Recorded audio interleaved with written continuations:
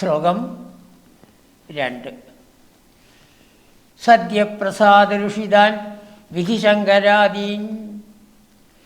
വിധി ശങ്കരൻ, വിധി ബ്രഹ്മാവ്, ശങ്കരൻ ശിവൻ. അവരെങ്ങനെയാണ്? സദ്യപ്രസാദ, വേഗത്തിൽ പ്രസാദിക്കും. അതുപോലെ സദ്യ രുഷിത, വേഗത്തിൽ കോപിക്കും. രണ്ടും വേഗത്തിലാണ് അർത്ഥം. പ്രസാദിക്കുന്നതും മനസ്സിൻ്റെ സമനില തെറ്റി കോപിക്കുന്നതും രണ്ടും അവർക്ക് എളുപ്പത്തിലാണ്.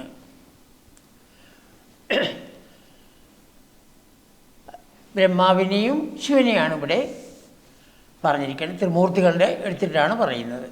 ആ ബ്രഹ്മാവിനെയും ശിവനെയും ഇപ്പോൾ ഇതറിഞ്ഞിട്ട് വിഷ്ണുവാണ് എല്ലാ ഫലത്തെയും നൽകുന്നത് എന്ന് അറിഞ്ഞിട്ടും ചില ആൾക്കാർ ബ്രഹ്മാവിനെയും ശിവനെയും പ്രാർത്ഥിക്കുന്നു, ധ്യാനിക്കുന്നു. എന്തുകൊണ്ട്? നിജഗുണാനുഗുണം ഭജന്ത. അവരുടെ ഗുണം അങ്ങനെയാണ്. ബ്രഹ്മാവിൻ്റെ ഗുണം രജോ ഗുണം, ഇവരും രജോ ഗുണികൾ. ശിവൻ്റെ ഗുണം തമോ ഗുണം, അപ്പോൾ ഇവരുടെ ഗുണവും തമോ ഗുണം. അപ്പോൾ തങ്ങളുടെ ഗുണത്തിനനുസരിച്ച് അവർ ആ ദേവനെ തിരഞ്ഞെടുക്കുന്നു.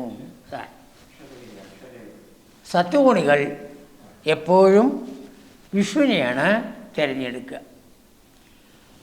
അപ്പോൾ ഗുണം എങ്ങനെയാണ്? അവരവൻ്റെ വാസനയാണ്. അനേകം ജന്മങ്ങളിലൂടെ നമ്മൾ നേടിക്കൊണ്ടു വന്നിട്ടുള്ളതാണ് ഈ വാസന എന്ന് പറയുന്നത്. പെട്ടെന്നൊരു ദിവസം ഉണ്ടായതല്ല. അതാണ് അനേകം ജന്മങ്ങളിലൂടെയാണ്. പിന്നെ നമ്മുടെ സൗകര്യത്തിന് കഴിഞ്ഞ ജന്മത്തിലേന്ന് പറയും, അത്രയേ ഉള്ളൂ. ആചാര്യന്മാർ പറയുന്നത് അനേകം ജന്മങ്ങളിലൂടെ നേടിയതാണ്. അതൊക്കെ മനസ്സിൻ്റെ അടിത്തട്ടിൽ അങ്ങനെ കിടക്കണമെന്നാണ് പറയുന്നത്. അത് ശരിയായ സന്ദർഭം വരുമ്പോൾ അതങ്ങനെ പോത്തും. അത് നമ്മളെ ചിലപ്പോൾ നല്ല കാര്യത്തിൽ ചെയ്യാൻ കൊണ്ടുപോവുക, ചിലപ്പോൾ വേണ്ടാത്ത കാര്യത്തിൽ കൊണ്ടുപോകും. അപ്പോൾ പെട്ടെന്ന് പ്രസാദിക്കുന്നവരും കോപിക്കുന്നവരുമായ ബ്രഹ്മാവ്, ശിവൻ മുതലായവരെ ചില ഭക്തജനങ്ങൾ അവരുടെ ഗുണത്തിനനുസരിച്ച് ഭജിക്കുന്നു. അപ്പം രജോ ഗുണികൾ എപ്പോഴും ബ്രഹ്മാവിനെയാണ്. ഈ അസുരന്മാരെ എല്ലാം എടുത്ത് നോക്കൂ, അസുരന്മാരെല്ലാം ബ്രഹ്മാവിനെയാണ് ഭജിക്കുക. ബ്രഹ്മാവ് വേഗത്തിൽ വരും, കൊടുക്കുകയും ചെയ്യും. എന്നിട്ട് അവർ കുഴപ്പമുണ്ടാക്കുമ്പോൾ വിഷ്ണുവോട് പറയും, ഞാൻ അങ്ങനെ വരം കൊടുത്തു, അതുകൊണ്ടാണ് പറയും.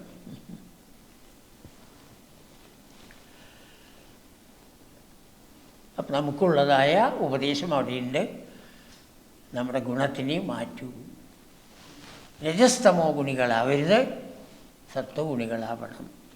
രജസ്തമോ ഗുണം മുഴുവൻ മഴയാൻ പറ്റില്ല. അവിടെയൊക്കെ നമ്മൾ ചിന്മയാനന്ദ സ്വാമിയുടെ ഫോർമുലയെ ഓർമ്മിക്കണം. 10% രജഗുണം എപ്പോഴും വേണം. കർമ്മം ചെയ്യാൻ രജഗുണം ആവശ്യമാണ്. അതിൽ ഉറങ്ങാൻ തമോ ഗുണം ആവശ്യമാണ് 5%. ബാക്കി മുഴുവൻ സത്വഗുണമാവണം. 85% സത്വഗുണത്തിലേക്ക് നമ്മൾ എത്തണം. വളരെ ബുദ്ധിമുട്ടുള്ള കാര്യമാണ്.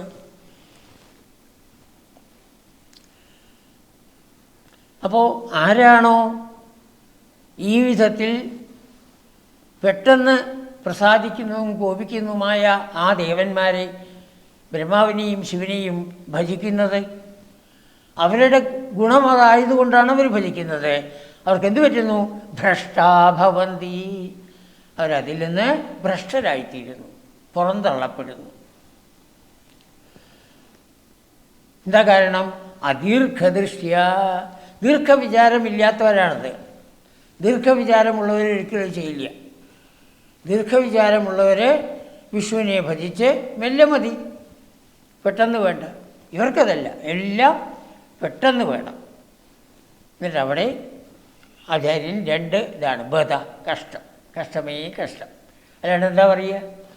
അത് അവരുടെ വാസന അങ്ങനെ, അവരുടെ സ്വഭാവം അങ്ങനെ. ആർക്കും അതിനെ മാറ്റാൻ സാധ്യമല്ല എന്നർത്ഥം. അപ്പോൾ ദീർഘദൃഷ്ടിയില്ലാത്തത് കൊണ്ടാണ് ഈ വിധത്തിൽ വരുന്നത്. അദീർഘദൃഷ്ടിയ, ഏത് കാര്യം ചെയ്യുമ്പോഴും ദീർഘദൃഷ്ടി. പിന്നീട് വരുന്നതായ ഫലത്തിനെക്കുറിച്ച്, അനന്തര ഫലങ്ങളെക്കുറിച്ച് നമ്മൾ ചിന്തിക്കണം. എന്നിട്ട് മാത്രമേ ഏത് കാര്യത്തിലും ഇറങ്ങാൻ പാടുള്ളൂ. ഇവരതില്ല. പെട്ടെന്ന് ഒരു വരം മേടിച്ചു, അതിനനുസരിച്ച് ഇതാവണു, പക്ഷെ അവർക്കതിൽ പതനം ഉണ്ടാവണു.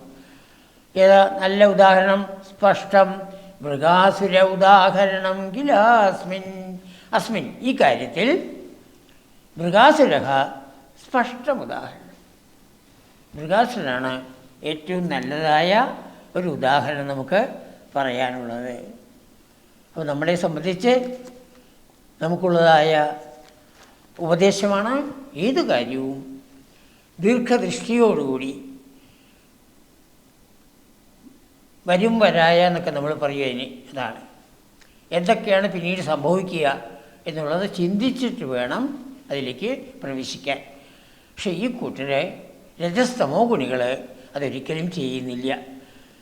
അവർ ദീർഘദൃഷ്ടിയുള്ളവരല്ല, അദീർഘദൃഷ്ടന്മാരാണ്. അതിന് ഏറ്റവും നല്ല ഉദാഹരണം മൃഗാസുരനാണ്.